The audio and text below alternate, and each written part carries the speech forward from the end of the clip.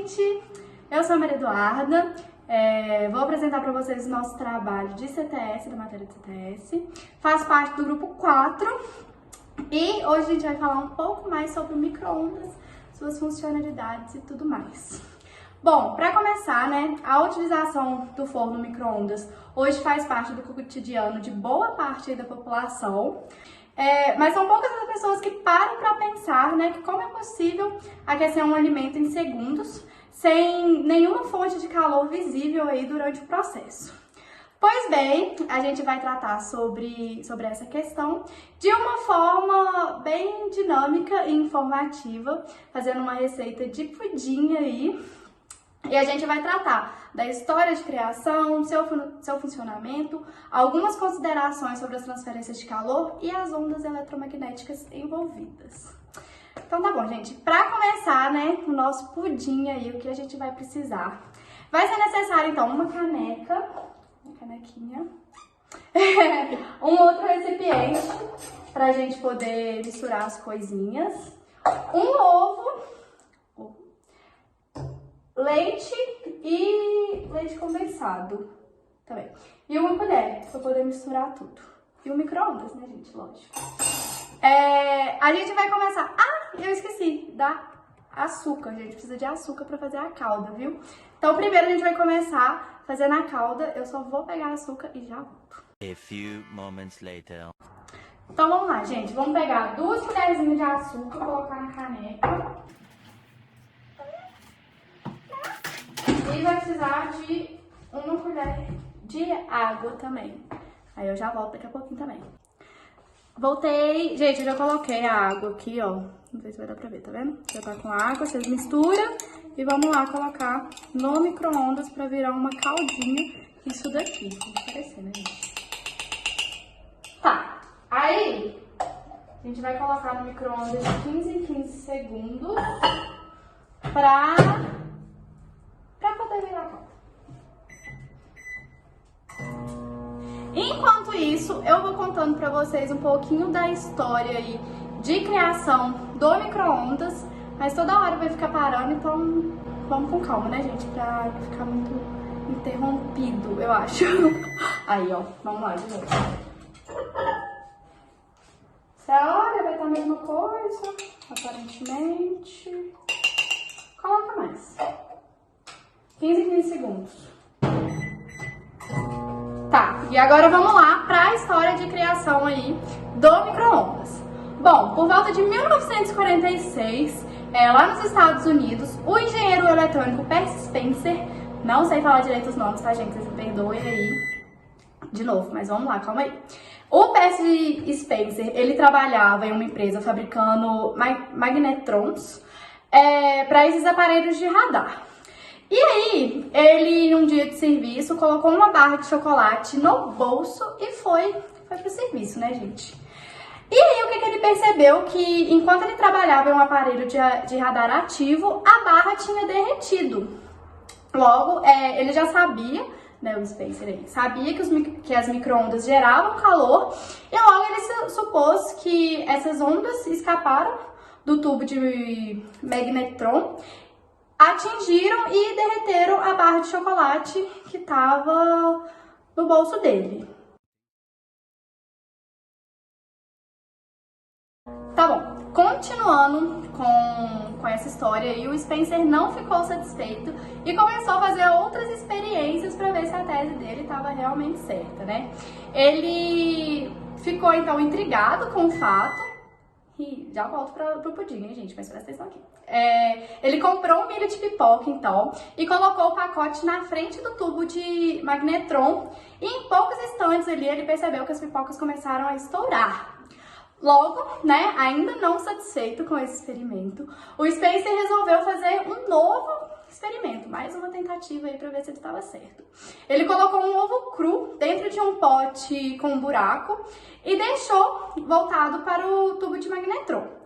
O resultado, né, foi a explosão do ovo e foi onde ele teve a conclusão que o ovo cozinhou de dentro para fora e estourou em razão da pressão.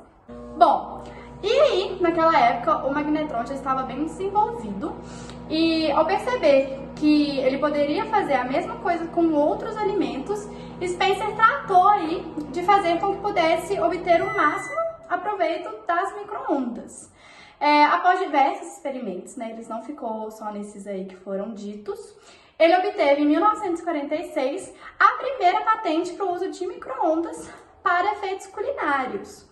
Logo, em 1947, a Raytheon, gente, não sei falar de novo, vocês me desculpem, produziu, né, e comercializou o primeiro forno micro-ondas da história.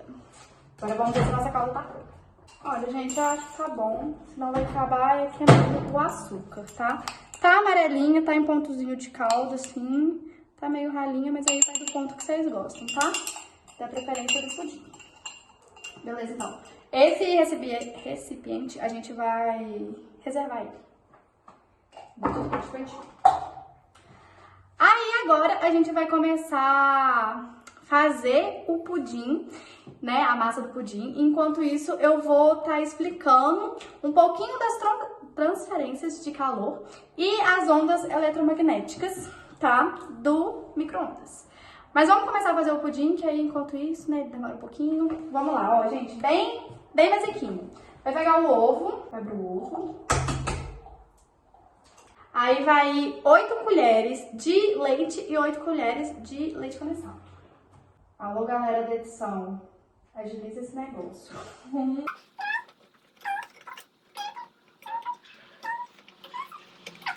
Tá dando pra ver o que eu tô fazendo, né? 8 de leite condensado também pra ficar bem docinho, gente.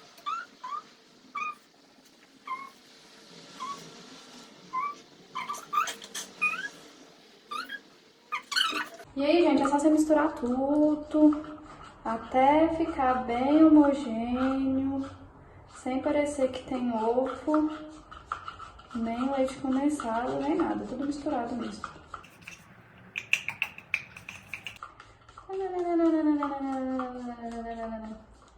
Misturado direitinho, gente, olha só, bem homogêneo a nossa mistura, sem presença de ovo nem nada. Deixa eu ver se dá pra mostrar pra vocês. Não dá porque senão vai cair.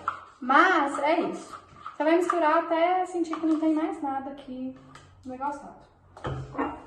Aí você vai pegar aquele recipiente que tava a nossa caldinha e vai colocar a nossa misturinha.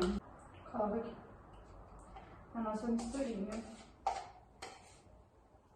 Delícia. E aí, vai colocar 1 minuto no micro-ondas. Ai, meu Deus. Tem que mostrar ele, né?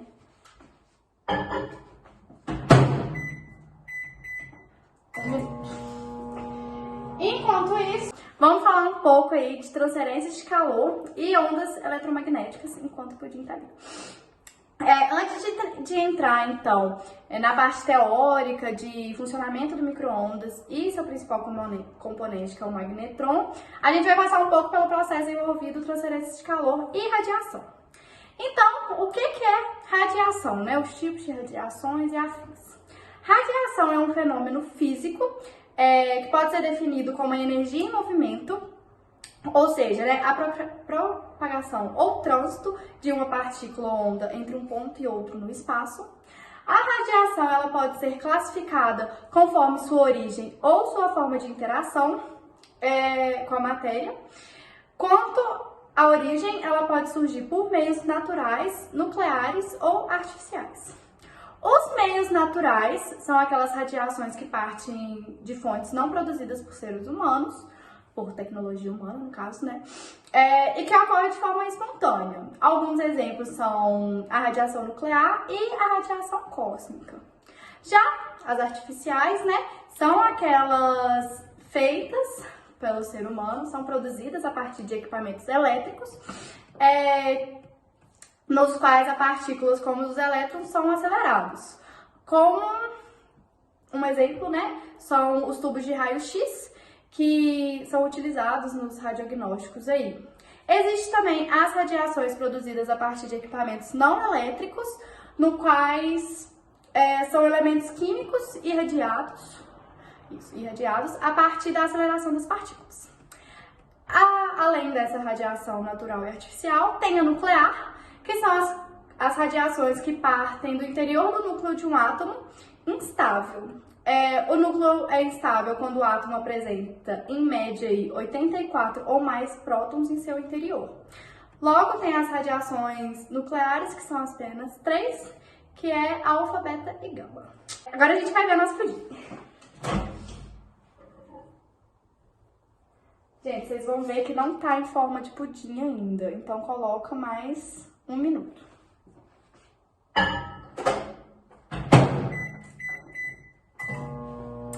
Beleza. Quanto então à forma de interação com a matéria, a radiação pode assumir 3 condições. A primeira delas são ionizantes, no quais são radiações que ao entrar em contato com o átomo, promove a saída de elétron das órbitas, fazendo com que o átomo passe a ser um cátion, ou seja, um átomo deficiente em elétrons. Essas radiações podem provocar ionização e excitação dos átomos e moléculas, provocando modificações, ao menos temporárias, na estrutura da molécula. O dano mais importante é o que ocorre no DNA. Temos também as eletromagnéticas, que são ondas que possuem campo magnético e campo elétrico, os quais se propagam no ar ou no vácuo a uma velocidade de 300 mil km por segundo. Essas radiações diferenciam por seus comprimentos de onda, que são raio gama, raio X, ultravioleta, infravermelho, micro-ondas e afins. Tá. A radiação, então, do forno micro-ondas, ela é classificada como artificial por ser feita, por ser emitida por um aparelho eletrônico, assume um caráter não ionizante e eletromagnético, que foi o que eu acabei de falar, além de não alterar a estrutura molecular. Ih, que boleira! Além de não alterar a estrutura molecular, formam oscilações através de campos magnéticos variáveis. Beleza, então. Agora, a gente já entendeu o comportamento dessa radiação dos micro-ondas, como exatamente o calor é transferido para a matéria. Vou explicar assim que eu ver o pedizinho. Gente, tá quase, hein? Vou deixar mais 30 segundos. Aí eu acho que chega. Beleza, então. Os tipos de transferência de calor, temos 3 formas, que é a condução, convecção e radiação. A condução térmica é caracterizada pela transferência de calor entre átomos de diferentes temperaturas. Quando o corpo é aquecido, a oscilação dos átomos ganha grande amplitude. Por sua vez, esses átomos mais agitados, transferem parte da energia cinética para os átomos vizinhos por colisões e vibrações. Dessa maneira, eles se desaceleram, enquanto os menos agitados ganham velocidade. E, por meio desse mecanismo, o calor é gradualmente transferido entre as regiões e tudo mais. Esse comportamento pode ser observado ao fornecer calor a uma das pontas, a uma barra de ferro, por exemplo. Após alguns minutos, a outra extremidade vai estar quente também, porque contato direto do calor, uma temperatura mais elevada, vai transitar para outra. E é isso. A convecção térmica, por sua vez, transmite o calor por meio de uma dinâmica de fluidos. Quando um líquido ou gás é aquecido, ele se torna menos denso, permitindo sua movimentação para cima. A subida do fluido aquecido dá espaço para que as porções mais frias e mais densas do fluido desçam, formando um movimento descendente. O processo continua até que todo o fluido esteja sob a mesma temperatura, nesse sobe e desce. Já na transferência de calor por radiação, a energia é conduzida pelas ondas eletromagnéticas que emite o objeto. A radiação é gerada a partir do movimento de vibrações dos átomos e moléculas e os constituintes básicos de toda a matéria.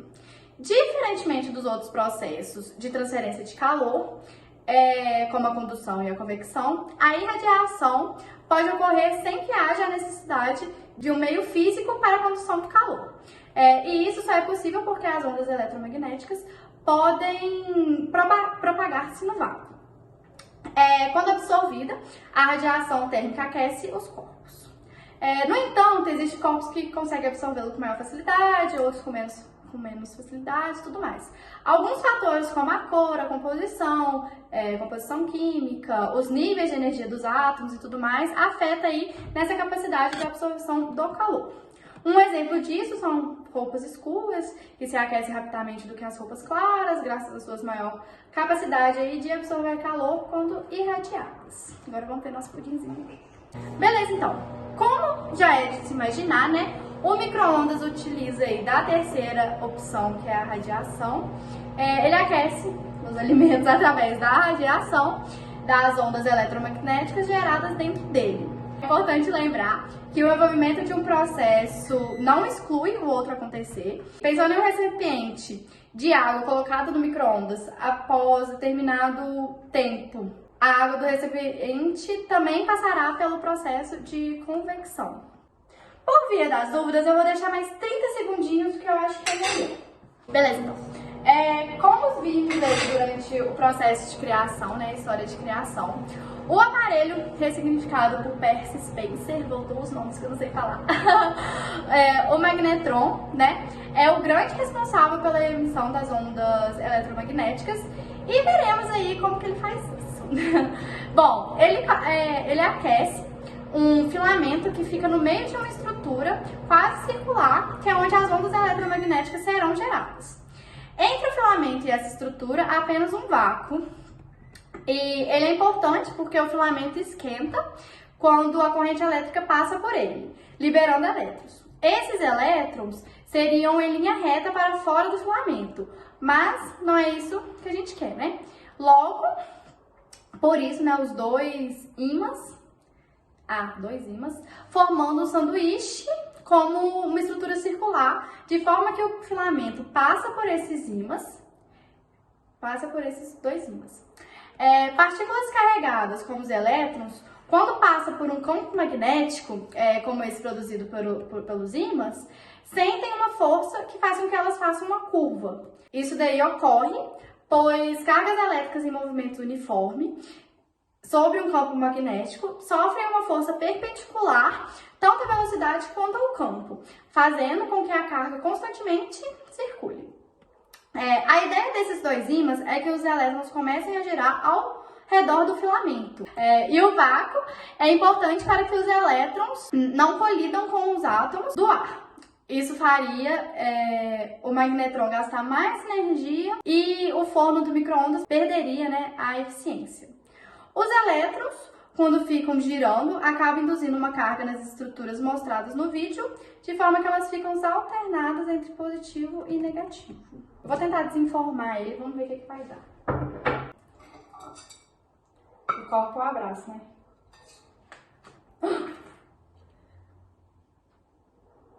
Uhul! Nosso pudim, galera! Essas cavidades atuam como um circuito ressoante configurado em 1450 MHz. Mais um nome que eu não sei falar, né, gente? Vocês estão percebendo aí. Que é a mesma frequência de ressonância da água. Essa frequência faz com que as moléculas de água vibrem e ganhem energia térmica. Inclusive, gente, vai uma dica aí para quem gosta de comer uma pizza do outro dia. Coloca a pizza com um copinho de água no micro-ondas que vocês vão ver. Vai ser a mesma coisa ela ter acabado de chegar na sua casa. Ficou uma delícia por exatamente isso daí, a água que esquenta e não as moléculas que estão na pizza. Tá bom. Agora vamos, né, depois dessa balazada toda, vamos para o funcionamento aí real do micro-ondas. Com o nosso pudinzinho já pronto e tudo mais. Como que funcionou aí? Bom, o magnetron, assim como comentado, né, ele gera uma onda eletromagnética que é irradiada por um ventilador de metal, que fica localizado na parte superior do aparelho para o interior do mesmo. Tá. Através do processo de ressonância, as moléculas de água existentes no alimento absorvem essas ondas, as quais fazem aumentar a agitação das mesmas, provocando assim o aquecimento dos alimentos. Que é o exemplo aí da pizza que eu dei pra vocês, hein? Vocês pegaram. O forno de micro-ondas, né, não atua de forma uniforme sobre todo o alimento, sendo por esse motivo que em alguns casos aparecem pontos mais escuros escuros nos alimentos que está sendo aquecido. E por esse motivo também, né, gente, que tem o pratinho aqui que fica rodando. É uma maneira de tentar ir uniformizar, porém, né, às vezes não dá muito certo. E um exemplo claro disso daí é alimento congelado. Quem já fez lasanha aí, alguma coisa congelada no micro-ondas, sabe que o meio dele sempre costuma ficar geladinho ainda. As ondas eletromagnéticas possuem uma certa dificuldade para penetrar em meios materiais. Por esse motivo, ela aquece de fora para dentro, agitando as moléculas de água e de gordura das camadas mais extensas com mais intensidade, que é as camadas mais intensas do alimento. Então, o forno micro-ondas é como qualquer outro forno. A única diferença dele para os outros fornos convencionais é que ele aquece os alimentos por propagação da radiação eletromagnética em seu interior. Então é só isso a diferença, que é feita por radiação.